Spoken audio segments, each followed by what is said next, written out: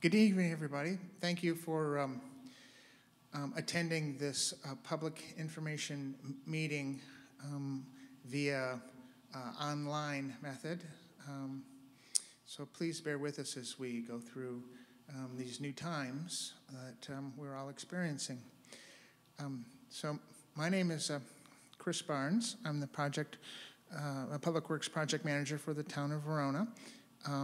And also with me this evening here at the Fitchburg City Hall is Claudia Guy. I'll let Claudia step forward. Hi, I'm Claudia Guy.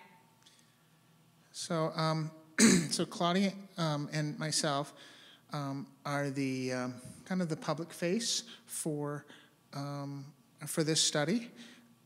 So for this evening, we'll do a little introduction, and then we'll have a brief presentation of the project and with our consultant, AE2S, and then following that presentation, there will be there'll be a question and answer session. You may be wondering if you got the mailing or saw the advertisement or the invitation.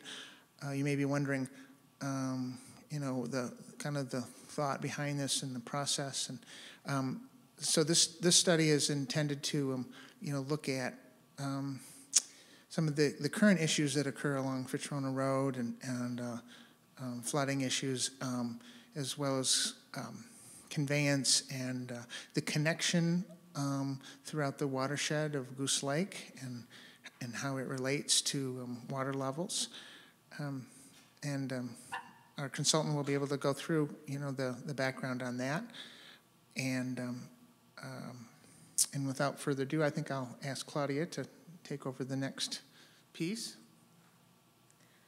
Thank you. So thanks again for joining. I'll go, if we could go forward to the introduction slide.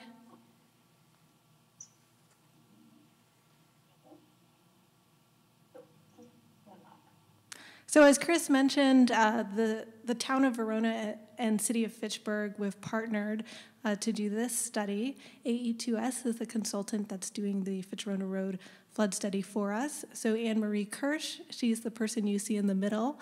She'll be doing the majority of this presentation. Claudia Guy, that's me listed there, as well as Chris Barnes.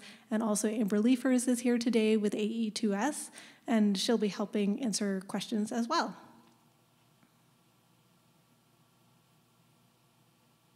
And if we can go on to the next slide, thank you. So today, the meeting format is a little bit different than we're used to doing. In the past, we've, of course, had meetings in person, but with coronavirus, we're doing it online. And we did give folks the option to come in person as well, just if they were not comfortable or familiar using the computer. We did want to make sure to have that option, but it looks like no one has come. So, so we have very tech-savvy people in this watershed, which is great. So I just wanted to let you know that you can ask questions electronically using the questions function. Feel free to type your question throughout the entire presentation, but we will be answering those questions at the very end. Okay, and with that, I'm going to turn it over. Oh, one more slide. So as I mentioned before, questions will be answered at the end. And then if you have any questions after this meeting, feel free to email either Chris or myself, and our contact information is listed there. Thank you.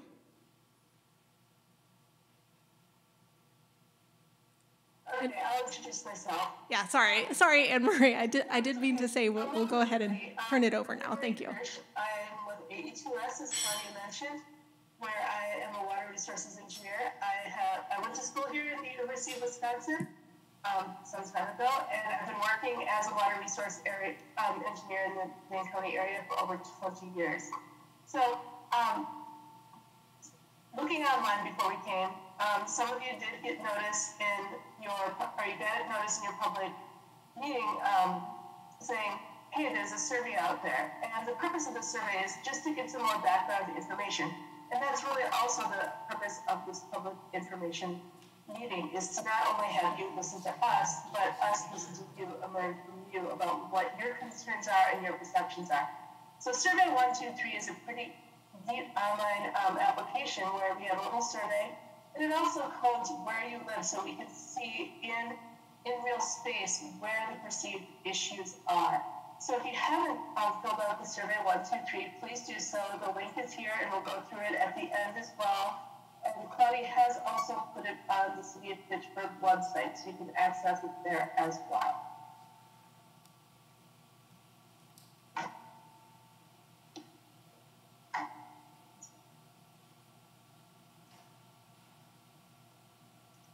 So one of the other pieces of data that we are collecting is real-time water level data. The City of Fitchburg, with Dane County's assistance, went out and placed 5 different water level data recorders within the watershed, as shown on the map here. And the purpose of this is to collect data as we have storms like we did just a few nights ago and see how high the water got in each one of these locations.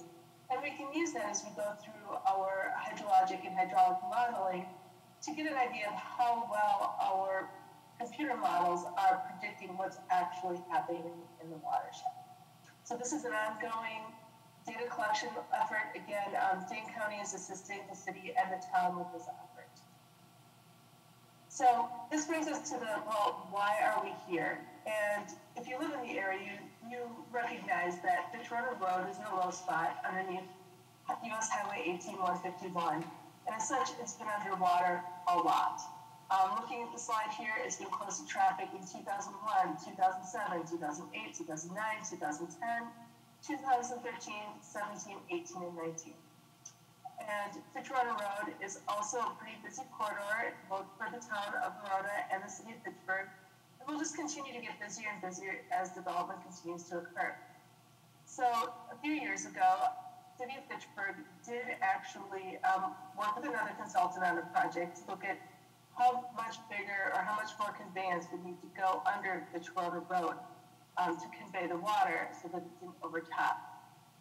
And subsequent review showed that that was really only part of the problem, that even if you could get the water under the road, it was still getting stuck and not really getting out of the system. So there's suspected downstream roadblocks to this adequate drainage.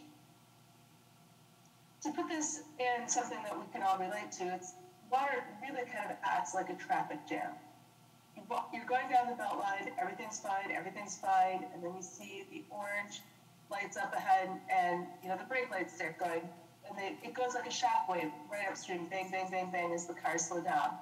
And once the cars get past that restriction, the crash or the person pulled over, then the cars can accelerate downstream, so to speak, with no impediments. Water really behaves in much the same way, in that once we have an impediment like an undersized culvert or a dam in the system, the water truly backs up just like that traffic jam does. And so we're looking at what kind of downstream roadblocks are there to the water flowing and what can be done to remove those so-called roadblocks. So as part of this project, we're looking at 5 particular areas, and we're looking at 2 things here. One is an aerial photograph with locations numbered 1 through 5. And the water in general flows into Goose Lake from underneath Verona Road, and there's a larger watershed upstream, which I'll show you a picture of in a little bit. And it goes through the outlet structure under the path at the Dane County Park. It's twin pipes. And then it flows into this upper wetland, which in this upper wetland outside of number 2. And then there's kind of a rise in the landscape that prevents water from freely flowing into the larger wetland upstream of US Highway 18151. It flows under the bike path, through a bridge, through the ditch, back up along to the north and east, number 3, where there's a small 30-inch culvert under US Highway 18151. It then goes into the larger ditch, flows to this very flat ditch between the regional stormwater detention pond, and the water from Goose Lake does not go into this pond. It's separated by a berm, but it flows in a ditch between the highway and the regional detention pond. And then finally, it joins with the water coming out of this regional detention pond and flows through a large box culvert under US Highway 18151, at which point it can flow freely into Badger Milk Creek. Now I'm going to go through each of these locations with a little more information. Oh, and the second part is really, this is a profile. So this is showing the water surface elevation at Goose Lake when the digital elevation information was gathered. And then the rise of the path. This is as if you're drawing a straight line through this flow area. Second are the wetlands divided by that rise in the topography. And the first double hump would be where US Highway 18151 is connected by the 30-inch pipe, the flat bottom ditch, and then finally number 5 again, that double hump would be going back under US Highway 18151. So we'll see this picture again and again. So here's the first part where we're looking at the outlet to Goose Lake. And again, this is twin, smaller corrugated metal pipes. And they have, one still has a backflow preventer on it and a flap gate. The other one is missing. The one that is in place is open, so it allows water to back up to the system if there's constrictions downstream. So again, that's number 1 in the system. So the second location, this picture is looking downstream. So again, we're standing close to this path where number 1 is looking at the wetland. So there is a constriction, again, in the natural landscape that prevents water from freely overflowing at number 2. And now number 3 is the culvert under US Highway 18151. This was constructed back in the 90s, and we're not really considering the bridge under the bike path to be a major constriction because water can pond in this area as kind of a single backed up area. It's really being caused by this 30-inch pipe under the US Highway 18151. And in the picture, you can see that it's completely underwater. Here's the culvert marker along the DOT right-of-way. Now the fourth is the ditch. And it's, again, a pretty flat ditch that runs between the regional detention pond, which is over here on the left-hand side of the picture, and the highway on the, left side of the picture, and the highway on the right side of the picture. It's very flat, but it has a pretty sudden drop-off, as you can see at the end, as you get really close to the highway again. It's about a 2 or 3 foot drop, I believe. So this is also an opportunity for improvements. And then finally, the last piece is a box culvert that, again, carries the large discharge from this regional detention pond under US Highway 18151 into Badger Milk Creek. Again, constructed in the 90s, this is a 3-cell box culvert. Each cell is 9 feet wide by 8 feet high. It's actually classified as a bridge by DOT. So where do we start with this, and what do we start looking at in terms of solution? Now, here we've got several factors that affect how much water, that would be the peak flow rate, and also the volume of water, which can have an impact if it's not flowing freely downstream. It depends upon how much drainage area there is, what kind of storm we're having. Is it a very large storm? How long does it last? Does all the water fall at the same time? What kind of soil types do we have? Are they sandy? Are they clay? What's the land use and the level of impervious surfaces? So is it urbanized and fully developed, like much of the city of Madison and so on to the north? Or is it largely agricultural land and large lot residential as you get closer to Goose Lake? Is everything being conveyed through a natural channel or an open channel, or is it coming through a storm sewer? Again, how steep is the watershed? Is it super hilly and water races off the hill? Or is it super flat and maybe travels a little bit more slowly? So here's an image, and it shows what's been analyzed so far. So in the red is the upper watershed that was originally analyzed when looking at conveyance improvements under Fitchrona Road. And now that we're looking at the downstream, we need to look at what else flows into the area. So we have in orange showing the area that contributes directly to Goose Lake. And then in the yellow is the further downstream watershed that is draining into the wetlands downstream of Goose Lake. Now, the final piece of this picture, which isn't shown on this map, is, well, what flows into this regional detention pond. It's a pretty large area, and it's heavily urbanized. That's why there's a large regional detention pond there. This has been analyzed both by the City of Madison as well as DNR and FEMA for the floodplain. So what we're doing is we're extracting the information from the modeling that's already been done and folding it into the analysis that we will be doing. So what are some other issues? Well, it's a low spot in the road. Can't we just raise the road to alleviate the flooding and put the larger culverts in? Sounds like the easiest solution. Well, in some respects, yes, but really no, because again, US Highway 18151 is recently reconstructed. The bridges, while they're older, have at least 20 years of service life in them, if not more. And any changes to the US Highway 18151 profile to raise it, so you could raise Fitchrona Road, would be very expensive, require a lot of fill, and possibly right-of-way acquisition. So what are the other things we're looking at? It's like, well, we know that if we let water flow out of there more quickly, we want to make sure that we're not having adverse impacts on the downstream property owners. So that's, again, why we're looking at the water that's coming into this regional detention pond, how much of it's there versus how much is coming out of the Goose Lake watershed, and what the timing is. Because one thing that will happen sometimes is that if things aren't looked at regionally, all of a sudden you'll get flow to come out of two areas at the same time, which we would call coincident peaks. And that can cause problems downstream by increasing the peak rates downstream. But, you know, if we look at this in an integrated manner, that's what we're really trying to avoid, is causing harm to downstream properties. So what are some of the other things you need to look at as we're going forward in this analysis process? One is that we have to look to see that if we are doing anything that changes the regulatory floodplain, which we just showed in the last slide, we have to go through, or the city and the town will need to coordinate with DNR and FEMA to make the necessary submissions to FEMA for review and adoption. Anything that disturbs more than an acre or more of land will require a permit from DNR.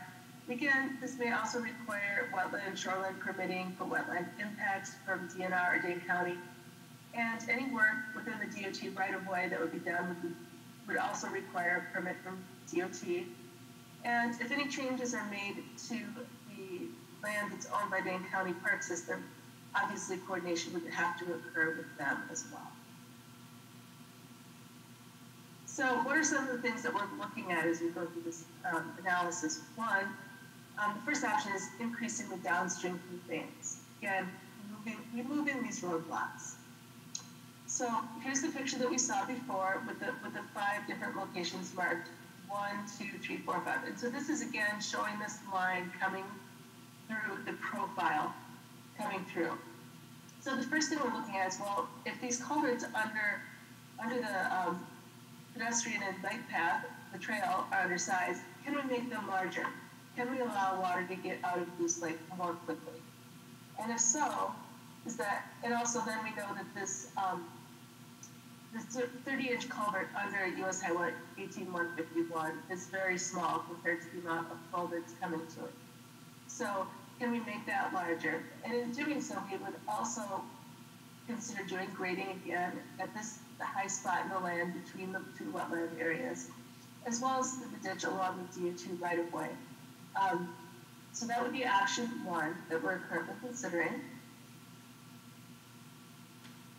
So again, concerns that we're making sure that we address is to avoid increasing peak flow rates in downstream properties.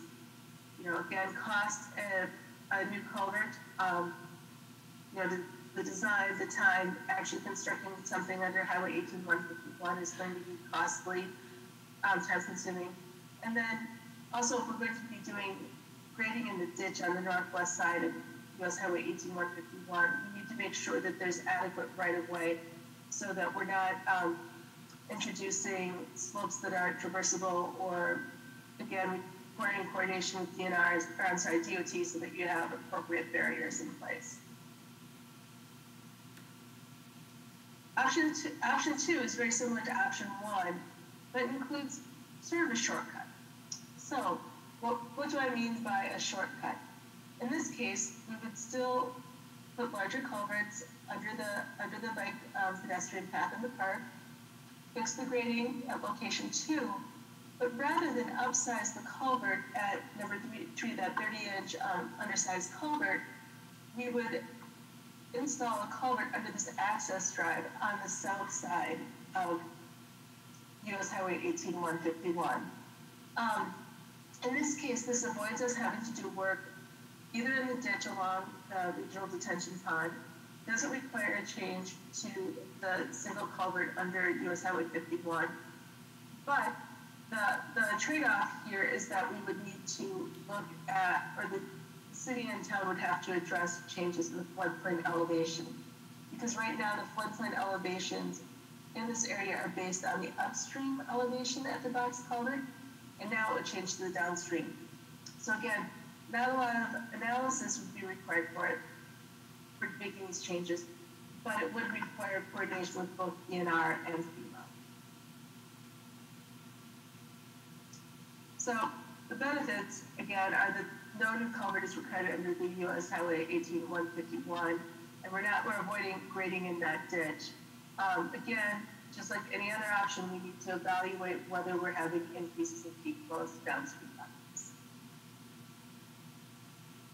So the third solution that we're looking at is, well, what can we do to increase the storage in the systemic Goose Lake, or lower the water surface elevations so that there's more room for the water to kind of stack up? So in this watershed, shown in the map, we already have a lot of online storage in the system. Some of it is built for commercial development, some of it is built and constructed as part of the highway project, some of it's part of residential development. Then we've got Goose Lake, which is a natural kettle pond, but has elevations that are controlled by these structures downstream in the park. So what would happen if we lowered that permanent water surface elevation? First, we would need to have backflow preventers on the outlet pipes again at that outlet structure, and lower the elevations and do the grading downstream so that, again, the water can still freely flow. The idea is that if you have a glass that's the same size, and now you start with less water in that glass, you have more room for the water as it's being filled.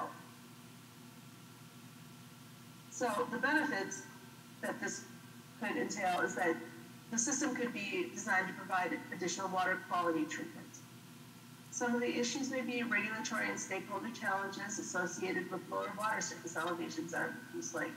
We don't have information on the bathymetry at this point, so we don't know what would be exposed on the shoreline if we lowered that water surface elevation by 6 inches or a foot.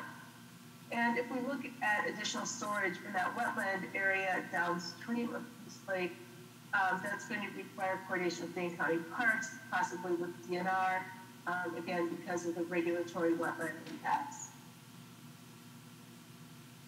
So where do we go from here? Our next steps are, we're almost done with the existing watershed conditions.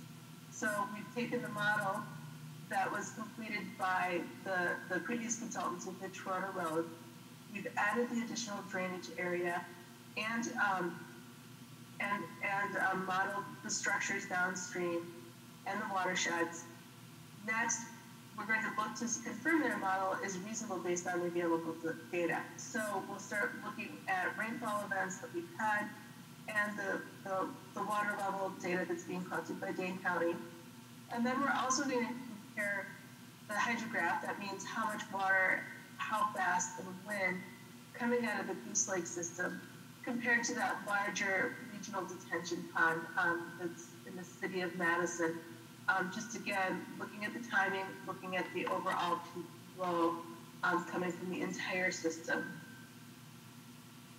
So again, we're going to analyze these 3 options that we just discussed. And then as we get closer to having our alternatives analysis complete, we're we're going to have another public information meeting.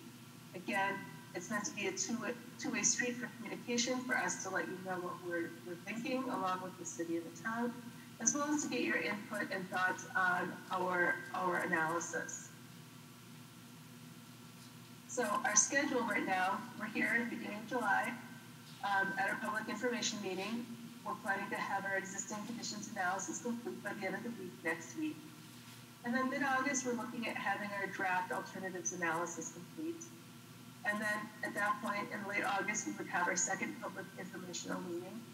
And then we would incorporate that information and comments from the city and the town into a final report and recommendations by the end of September. And with that, I'm going to open this up to questions. And again, here's the link against the survey 123. If you haven't filled it out and would like to, we'd love to have the information. Because again, we're looking to gather information from you. And I see we've got one question in the chat, which we'll get to in just a second. And then finally, I'm going to put the contact information up for both Claudia and Chris at this point, because again, if you have questions after this meeting, we would really like you to contact them as your first point of contact. We will definitely provide them with any information that they request, but we want them to be your first point of contact so that they're completely in the loop of questions that are being asked. And with that, I'd like to thank you for your time. Thanks for coming in and listening, especially on a Thursday before a long holiday weekend. All right. I'm seeing a couple of questions that have popped up. Again, I am Amber Liefers. I'm with AE2S as well. And if you have a question, you haven't typed it in yet. Again, there's in the dashboard that you have for the GoToWebinar, there's a questions window part of it that you can type your question and it'll show up. So first question that I'm seeing from the audience is the outcome from this project at this stage. Is that going to be something that they're constructing, or is it going to be like a study and then future construction after that? That's a really good question. So we talked about that just the other day, and this is a study, but the plan is that the recommendations will form the next step in budgeting and planning for an eventual project for the city and the town. Anything that they look to do going forward is going to be dependent upon the cost of the solution, the timing, and capital funding available. And Claudia, if you have anything you'd like to add to that, please do. Sure. And can you hear me? Okay, great. So the way that would work is the city of Fitchburg and the town of Verona would evaluate whether or not the options that are provided are options that we want to pursue. And if so, then we would go through both of our various processes in order to get funds available for the project.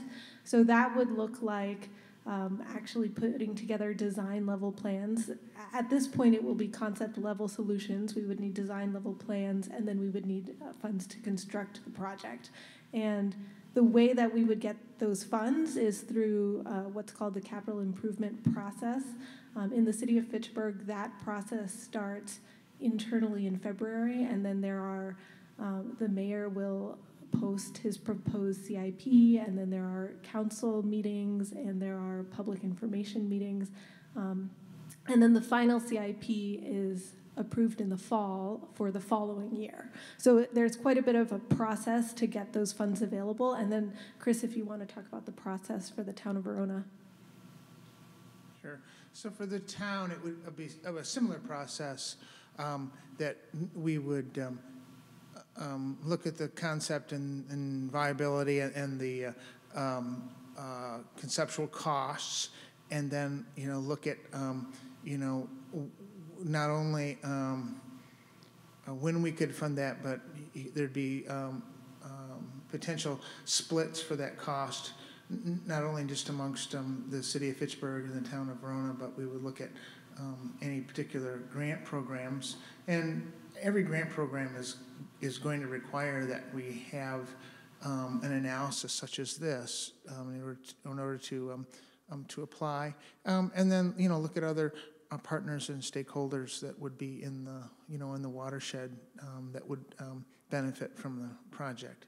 But as Claudia said, it would this would go through the capital budgeting program through both the city and the town for eventual funding. All right. I'm seeing a couple of questions that are a little similar. Let's see here, let me pull that up. For the transducers that the county has put in, has any data been collected on those yet? And I'll turn that over, direct that question to Anne Marie. So yes, there has been data collected. It has not been downloaded yet. I had a conversation with Dane County earlier this week asking could we get any of it, and the answer was no, they probably weren't going to get any data out of it before the end of the week. Claudia was out there and surveyed the elevations of them. There's a little bit of check that they have to do, but we're hoping to get data from the county in the next week or two. And I'll just add to that. So the transducers are basically small little pieces of equipment that go into the water and they measure water pressure, but they don't emit that data for us to download. We would actually have to physically go and remove the equipment and then plug it up to our computer in order to download the data. So we just need to schedule that so that we can get the data. Thank you. And I'll direct the next question here to Claudia and Chris. None of the options mentioned restoring the health of Goose Lake Pond. Is there consideration as you analyze the various options?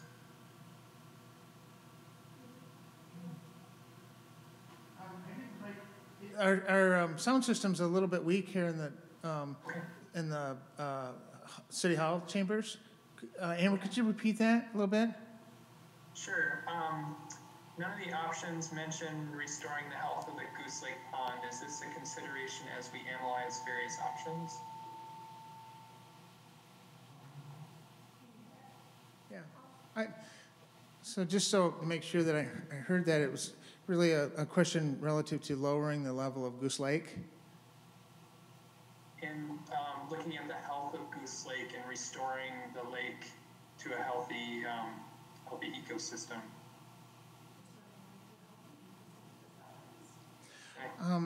So the primary purpose of this study is to restore is to look at water quantity as opposed to water quality. Although a couple of the options that are suggested may make water quality improvements through Goose Lake, but it's really not intended to look at, say, upstream sediment loading that might be coming towards Goose Lake. That's really something that's outside the parameters of the study at this time.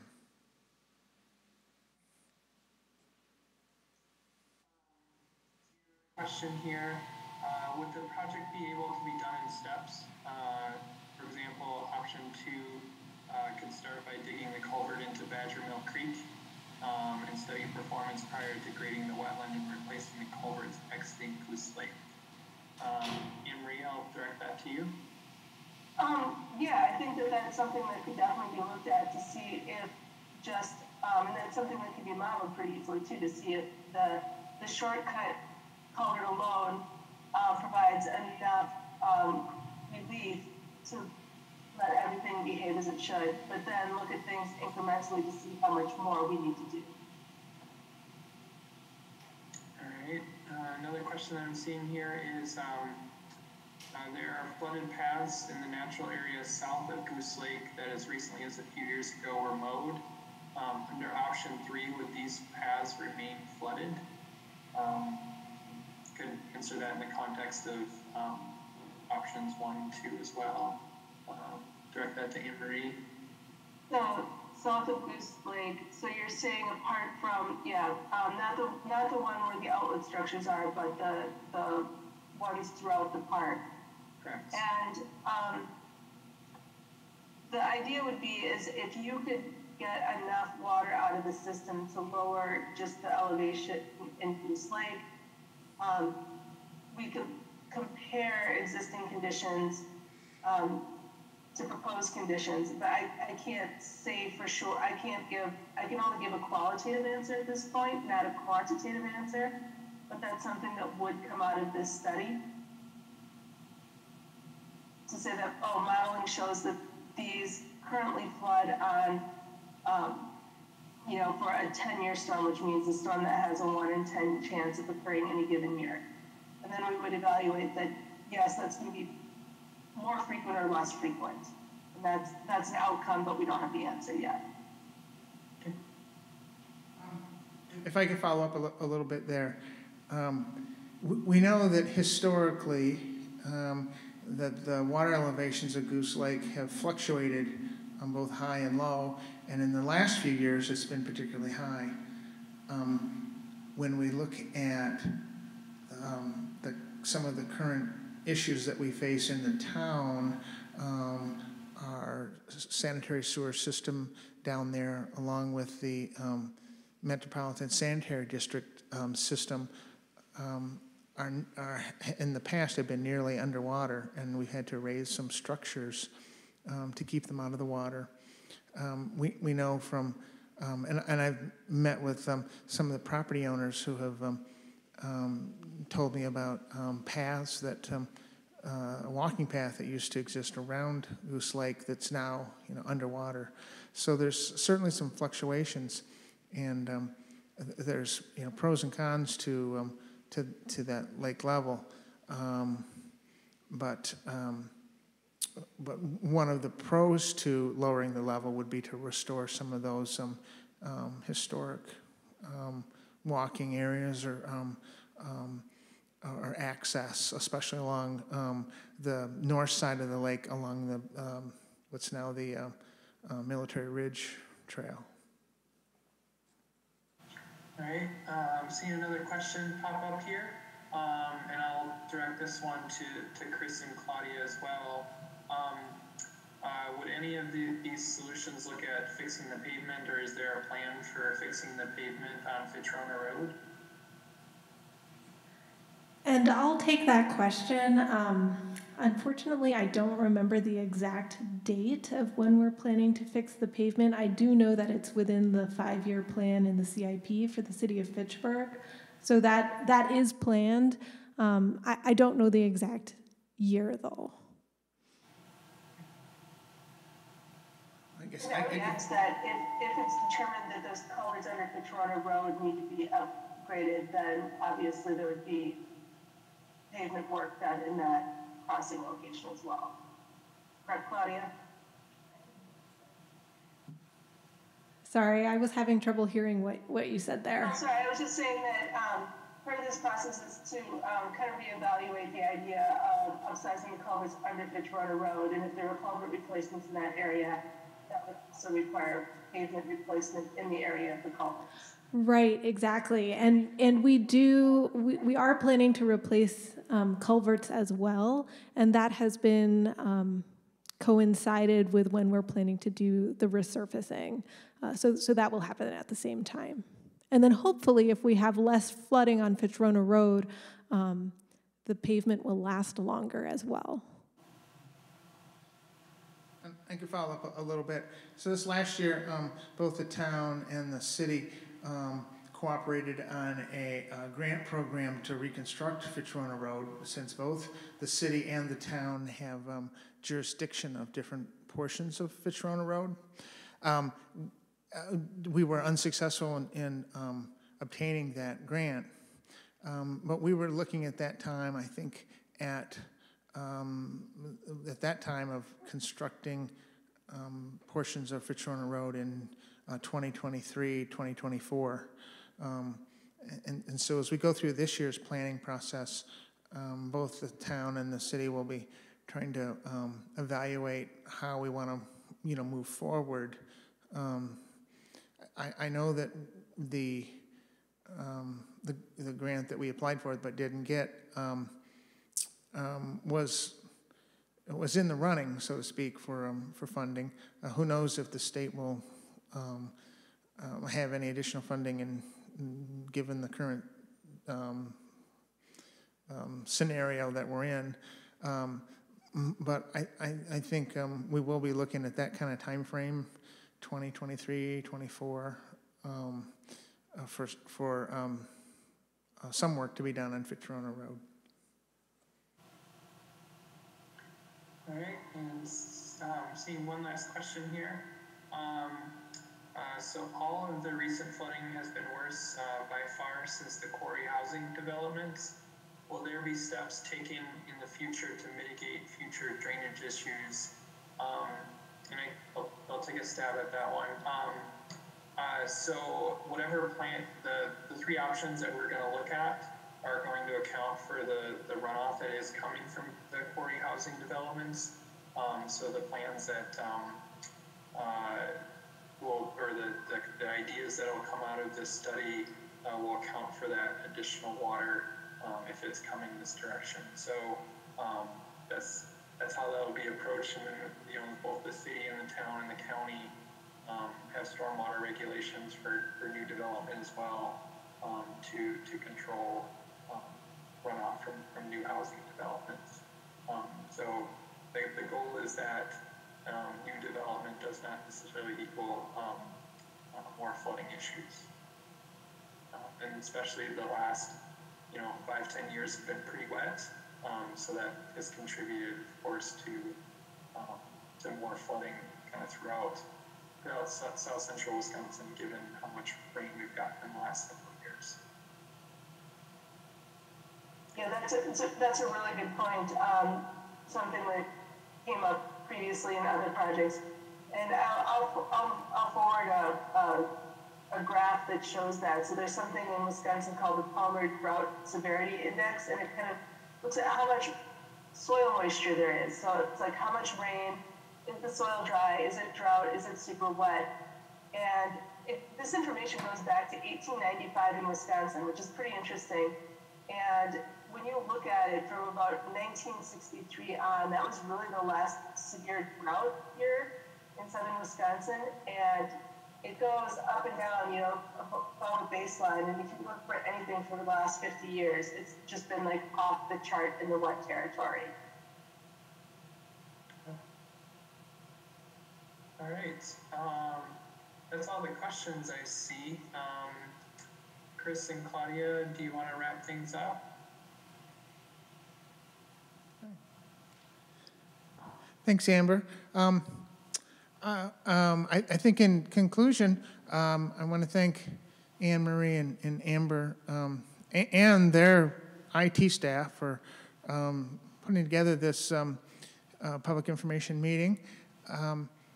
And I certainly am very grateful for all the folks that were able to tune in this evening. Please, anyone that's out there can contact me at the Town of Verona or Claudia, and you have the contact information there on the screen. Or you can contact either of us by calling either the town office or the city hall. We'd be happy to discuss any other items that you might be concerned about as far as the study goes. We will also have copies of this PowerPoint presentation available, and we'll through the town we'll be putting it up to our putting it on our website so that it'll be available for folks, especially some of the graphics that are very helpful to understand the watershed. Now, see if Claudia has any concluding comments. I also wanted to just thank Amber and Marie. This was a great presentation, and I know this was a little bit different of a setup from what we're used to, so I think it went very smoothly, so thank you for that. And again, as Chris said, feel free to reach out to us if you have any questions. And I also wanted to remind folks that the City of Fitchburg, we have a Notify Me webpage where you can sign up to receive additional information about projects. So if you go to, if you forgot the instructions on how to do that, feel free to email me, and then I can send you instructions on how to get to the Notify Me system. And we'll be posting a recording of this public information meeting, and I'll be sending that out if you have subscribed to that email list. Thank you very much. Thank you, everyone.